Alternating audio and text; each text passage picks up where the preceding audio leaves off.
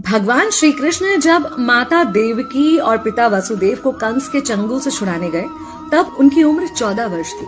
उनकी माता ने उनसे पूछा कि बेटा तुम तो भगवान हो, तो तुम हमें पहले ही कंस के चंगुल से छुड़ा सकते थे, इतनी देर क्यों कर दी?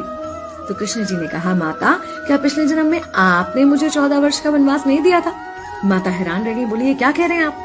तब कृष्ण जी ने बताया कि पिछले जन्म में मैं राम था और आप थी माता कैकेयी और आप ही ने मुझे 14 वर्ष का वनवास दिया था और कर्म फल से कोई नहीं बच सकता माता, इसलिए आपको 14 साल का ये दुख सहना पड़ा।